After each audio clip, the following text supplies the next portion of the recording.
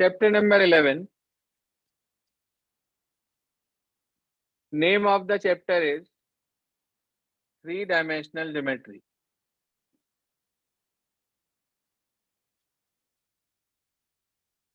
देखो, three dimensional geometry में जो हमारी सबसे पहली एक्सरसाइज है वो तो डीआरएस और डीसीज पर बेस्ड है, जो कि आपने क्लास 10th में चैप्टर 10th में पढ़ लिया है सारा। वही डीआरएस, वही डीसीज के अलग अलग कंसेप्ट, बस फर्क इतना है कि वहां पे आपके पास वेक्टर होता था, यहाँ पे आपके पास किसी पर्टिकुलर लाइन के डीआरएस और डीसीज है। निकालने का तरीका वही है कि अगर आपको angle with the coordinate axis पता है, अल्फा बीटा गामा, तो एलएमएन का formula cos alpha cos beta cos gamma.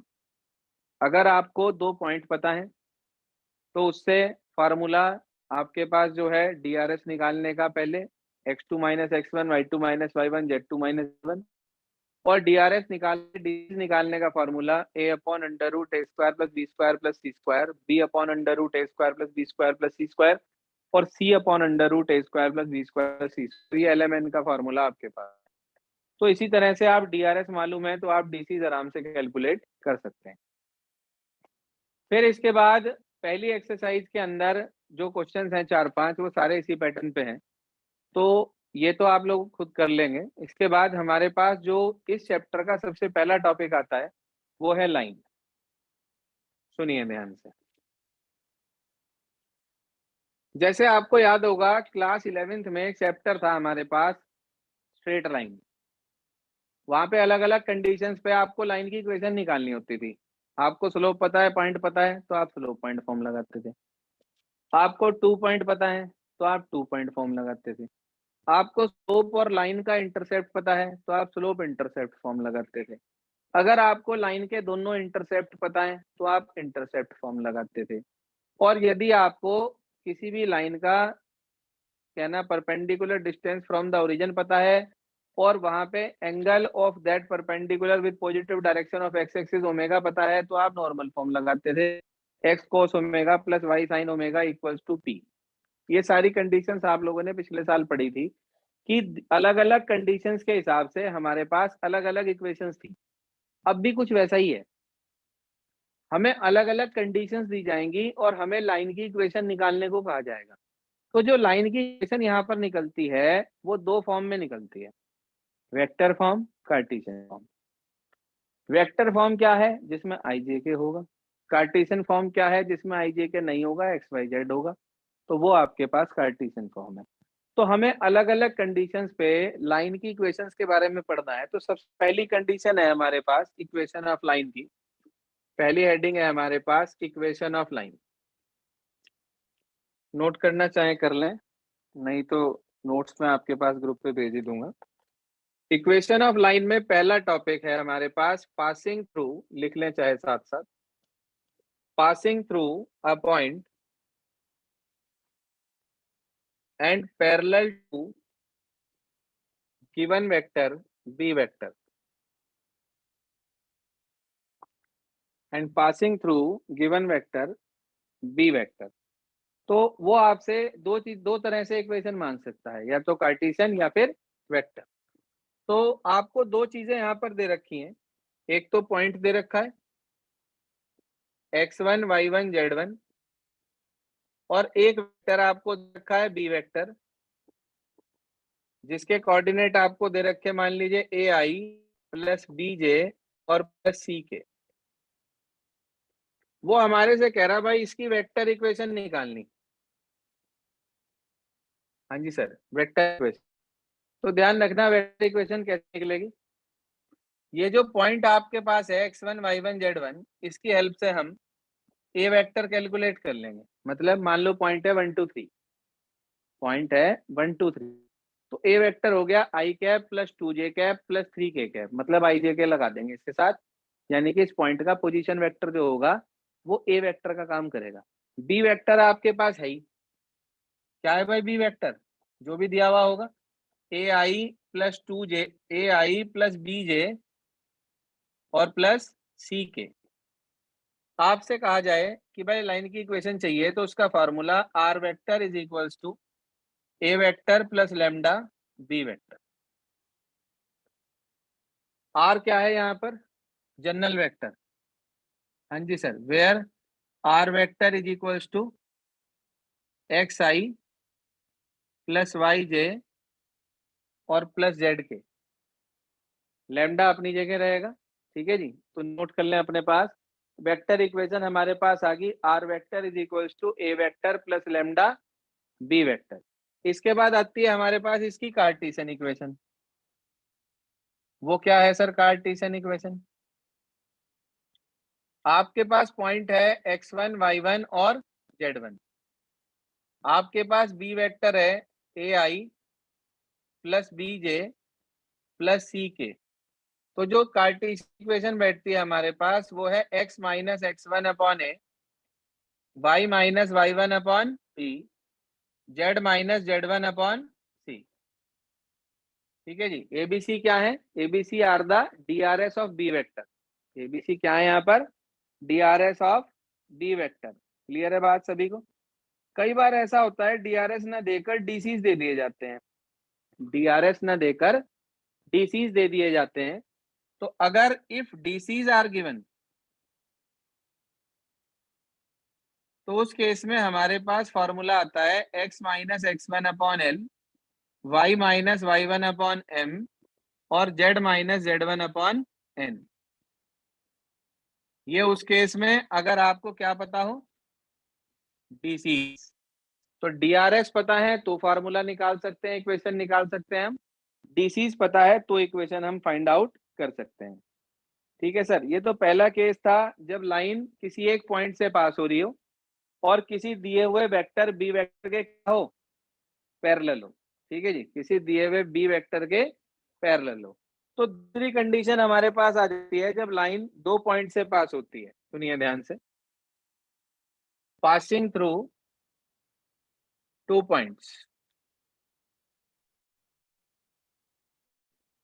दूसरी है case passing through two points. आपको दो पॉइंट दे दिए जाएंगे। पहला पॉइंट दे दिया x1 y1 z1, दूसरा पॉइंट दे दिया x2 y2 z2, और आपसे ये कहा गया कि आपको लाइन की इक्वेशन निकालनी है। और मान लीजिए इक्वेशन नंबर 1 पहले वो हमारे से कह रहा कि आप उसे किस फॉर्म में निकालिए? वेक्टर फॉर्म में। अच्छा, आपको याद है अभी इससे पिछले वाले में पढ़ाया था, क्या पढ़ाया था? Vector are vector is equals to A vector plus lambda B vector. A क्या था? दिए हुए पॉइंट का पोजीशन वेक्टर, और बी वेक्टर अपने आप में एक वेक्टर था। वो पोजीशन वेक्टर नहीं था, वो एक वेक्टर था। तो अब अगर मान लीजिए मुझे वेक्टर इक्वेशन निकालनी है इन दो पॉइंट की हेल्प से, तो मैं इससे तो निकाल लूंगा ए वेक्टर, इससे निकाल लूंगा बी वेक्टर। मगर यहाँ पे ये ए भी पोजीशन वेक्टर है और बी भी क्या है? तो मैंने फॉर्मूला लगाया r vector is equals to A vector plus lambda. वहां पे क्या था? B vector, lambda B vector, है ना। यहाँ पे बी पॉइंट का पोजीशन वेक्टर है। आप मुझे बता सकते हो इन दो पॉइंट से अगर मुझे वेक्टर निकालना हो तो कैसे निकलेगा? वेक्टर ज्वाइनिंग टू पॉइंट्स का टॉपिक पढ़ाया था आपको पिछले चैप्टर में। इसमें से इसे माइनस कर देंगे भाई। अगर मुझे ये बी वेक्टर चाहिए या पी क्यू वेक्टर चाहिए तो इसमें से इसे माइनस कर देंगे। तो इसकी जो इक्वेशन है ना वो यही है, r vector is equals to A vector plus lambda B vector minus A vector. ये दोनों ए और बी क्या है? पॉइंट के पोजीशन वेक्टर है। मान लो ये पॉइंट है 1 2 3, ये पॉइंट है 2 3 4। तो 2i माइनस आई, ऐसे ही 3i माइनस 2j और 4i माइनस 3k। ठीक है जी। इसमें से माइनस करके आपके पास ये वाला वेक्टर यहाँ पे आ जाएगा। लैम्डा अपनी जगह पे रहेगा, लैम्डा नहीं हटेगा। बात क्लियर होगी? अब अगर मान लीजिए मुझे निकालनी है कार्टेशियन इक्वेशन, तो मेरे पास दो पॉइंट है x1 y1 z1 और x2 y2 z2। भाई मैंने तो ये पढ़ रखा कि equation x minus x1 upon a b और c है। ये एबीसी क्या थे? डीआरएस। एबीसी क्या थे? डीआरएस। अच्छा, दो पॉइंट पे डीआरएस कैसे निकलेंगे? x2 minus x1 y2 minus y1 z2 minus z1। तो इक्वेशन भी है x minus x1 upon 2 minus x1, y minus y1 upon y2 minus y1, z minus z1 upon z2 minus z1। अब ध्यान से देखो, दोनों इक्वेशन की भाई, आप यदि उसमें स्लोप पॉइंट फॉर्म में 2 पॉइंट फॉर्म लगाया करते थे क्लास 11th में, तो वहां पे स्लोप की बस स्लोप का फार्मूला ही तो लगता था, y2 minus y1 upon x2 minus x1, बाकी थी तो वो दोनों एक इक्वेशन। तो ये भी वो है तो इक्वेशन वही। अगर आपको पहली याद है तो दूसरी याद करने में टाइम नहीं लगने का। पहली आपने याद कर ली, R vector is equal to A vector plus lambda B vector, तो इसकी दूसरे 2 पॉइंट वाले की बैठेगी R vector is equal to A vector plus lambda B minus A vector. अगर आपने उसकी कार्टेशियन याद कर ली x minus x1 upon A, y minus y1 upon B, z minus z1 upon C, तो इसकी कार्टेशियन में टाइम नहीं लगने का, क्योंकि इसके कार्टेशियन में जहां पे डीआरएस आ रहे वहां डीआरएस का फार्मूला रखना बस आपको, x minus x1 upon x2 minus x1, y minus y1 upon y2 minus y1, z minus z1 upon z2 minus z1। तो ये इंटर रिलेटेड है, अगर आपको एक याद है तो दूसरी अपने आप याद हो गई ऑटोमेटिक। यहां तक की बात समझ में आ गई? तो आपने लाइन की इक्वेशन पढ़ ली दो कंडीशन पे, number 1 when it is passing through a point and parallel to given vector B vector, and second condition when the line is passing through 2 point. बात क्लियर होगी? इसके बाद हमारे पास जो अगला टॉपिक आता है इसके अंदर, वो है sir angle between two line. Angle between two lines, दो लाइनों के बीच में एंगल निकालना है। तो लाइनें कार्टेशियन में भी हो सकती हैं, वेक्टर में भी हो सकती हैं, तो इसलिए दोनों तरह से एंगल निकाल लेंगे। अच्छा, एंगल का टॉपिक तो हमने पहले भी पढ़ा था, याद है क्या आपको? एंगल बिटवीन टू लाइंस पहले हम ले रहे वेक्टर फॉर्म में। दो लाइनें दे रखी, r vector is equals to a1 plus lambda b1 vector, are vector is equals to a2 plus mu b2 vector. अलग अलग कांस्टेंट होंगे, आर तो सेम ही रहेगा, जनरल वेक्टर है तो एक्स आई वाई जे जेड के। मुझे इन दोनों के बीच में एंगल निकालना। दो के बीच में एंगल निकालने का क्या फार्मूला था दो वेक्टर के बीच में? cos थीटा बराबर दोनों की डॉट अपन दोनों का मैग्नीट्यूड, यही पढ़ाया था। अब एक बात बताओ, ये लाइन मान लो L1 है और ये लाइन दूसरी L2 है। अगर L1 ये लाइन है पूरी, तो B1 क्या था उसमें?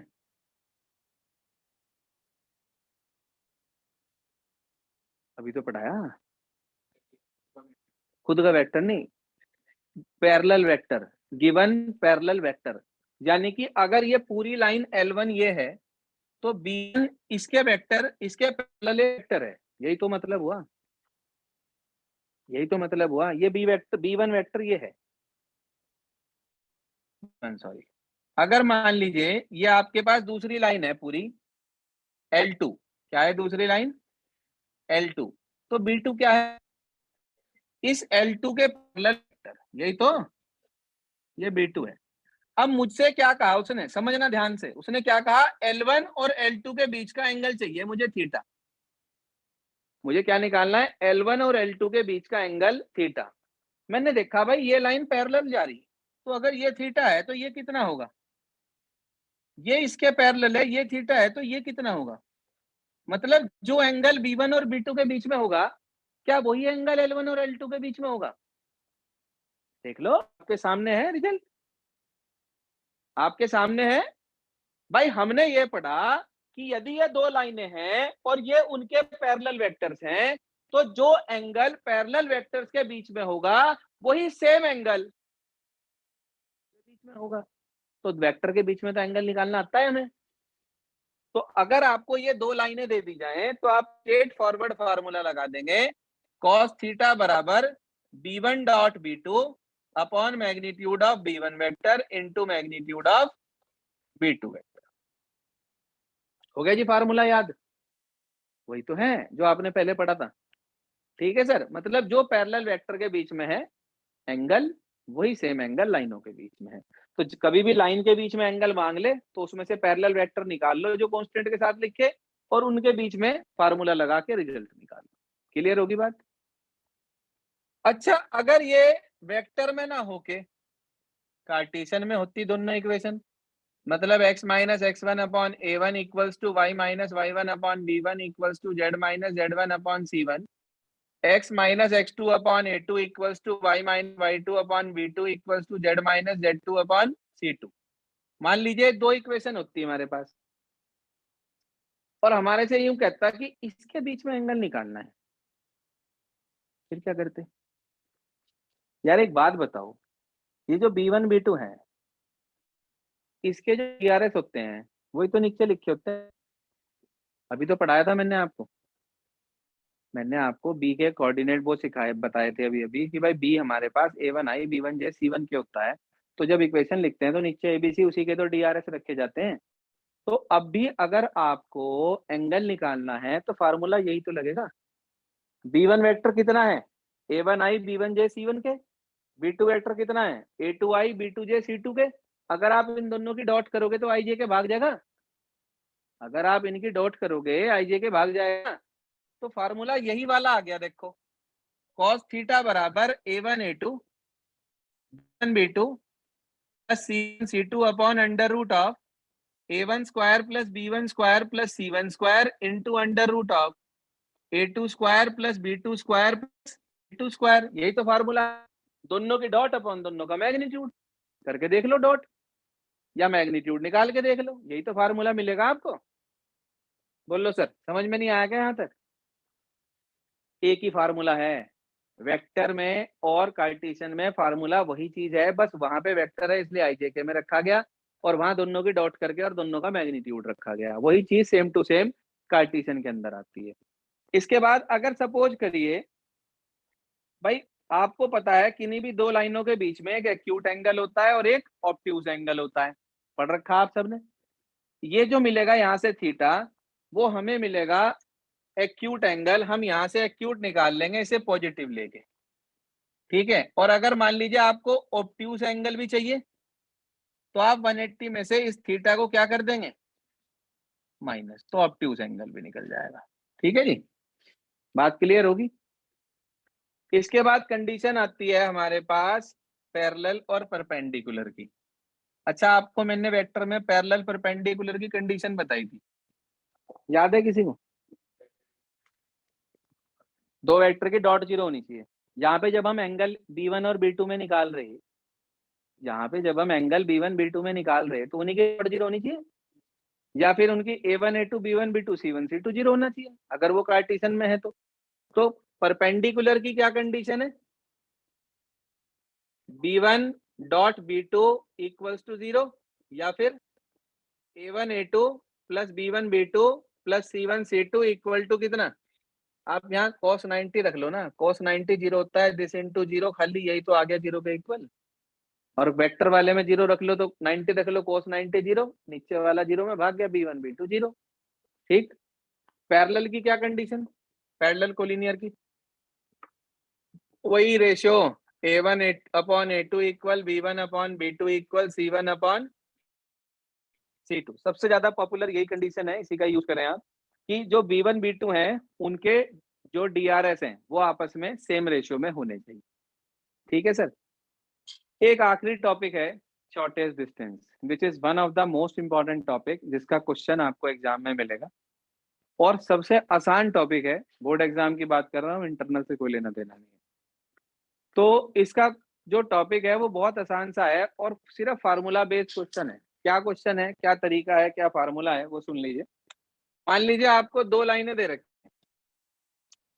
हाँ जी सर, इसका ना वेक्टर आसान है फार्मूला और कार्टेशियन भारी। शॉर्टेस्ट डिस्टेंस सुन लो ध्यान से, दो लाइनें आपको दे रखी, वेक्टर फॉर्म की बात कर रहा हूं। R vector is equals to A1 vector plus lambda B1 vector, are vector is equals to A2 vector plus mu B2 vector. तो शॉर्टेस्ट डिस्टेंस का फार्मूला है D A2 माइनस A1। आपके पास ये A1 A2 होंगे, दोनों को minus कर देंगे, A2 माइनस A1 की डॉट B1 क्रॉस B2 के साथ अपॉन B1 क्रॉस B2 का मैग्नीट्यूड। भाई ये भी A2 माइनस A1 अपने आप में एक वेक्टर, B1 क्रॉस B2 अपने आप में एक वेक्टर, दोनों वेक्टर की डॉट कर देंगे, क्या आएगा? स्केलर। और नीचे वाला तो है ही एक नंबर, ये भी मैग्नीट्यूड है और इसकी पॉजिटिव वैल्यू, क्यों भाई? डिस्टेंस है। डिस्टेंस कभी नेगेटिव नहीं होता और आपको आंसर मिल जाएगा। इसका कार्टेशियन का फॉर्मूला अभी नहीं बता रहा हूँ, सिर्फ वेक्टर वेक्टर बता रहा हूँ आपको। कार्टेशियन थोड़ा सा टिपिकल है कुछ नहीं, वैसे है बहुत आसान वो भी। जो ये होता है ना, ये इंटू B1 क्रॉस B2, इसका मतलब वेक्टर से निकलता है, ये डिटर्मिनेंट से, सॉरी। A2 माइनस A1 का मतलब X2 minus X1, Y2 minus Y1, Z2 minus Z1। B1 के कंपोनेंट, हाँ भाई, B1 के कंपोनेंट A1 B1 C1, इसके component A2 B2 C2 upon under root of B1 cross B2 का magnitude लेना है, जो उसका वेक्टर आएगा उसका मैग्नीट्यूड। तो वो कैसे निकलेगा जरा ध्यान दो, इसे ही छोड़ दो बस, पहले इससे लिया ये इंटू ये माइनस ये इंटू ये, तो B1 C2 minus B2 C1 का होल स्क्वायर। उसके बाद अगले वाले से C1 A2 minus C2 A1 का, उसके बाद A1 B2 minus A2 B1 का होल स्क्वायर। छोटा सा ही फार्मूला है, ये फार्मूला कार्टेशियन का है, ठीक है जी। कोशिश पहली यही हो कि वेक्टर से ही किया जाए, आसान पड़ता है, ठीक है जी। एक फार्मूला सिर्फ और है पैरेलल का, वो अभी नहीं ले रहा हूं। आज आपको क्या करना है, एक्सरसाइज 11.2 आखिरी क्वेश्चन छोड़ के सारे करने हैं विद एग्जाम्पल, आखिरी एग्जाम्पल छोड़ के, आखिरी एग्जाम्पल आखिरी क्वेश्चन छोड़ देंगे, बाकी सारा आराम से हो जाएगा, ठीक है जी। बस देखो, पैरेलल पैरेलल वाले में होता क्या है, जो लाइनें पैरेलल होती हैं उसके अंदर ये दोनों भी सेम होते हैं, बस उसके अंदर B1 और B2 अलग अलग नहीं होते, क्योंकि जब वो लाइनें पैरेलल हैं तो वो सेम वेक्टर के पैरेलल होंगी, और वो B1 B2 अलग नहीं होगा, वो B होगा खाली, बस इतना फर्क है। तो फॉर्मूला आप लोगों के पास भेज दूंगा, नोट कर लेना, समझा दूंगा क्वेश्चन प्रॉब्लम के साथ, इतना करेंगे बस आज।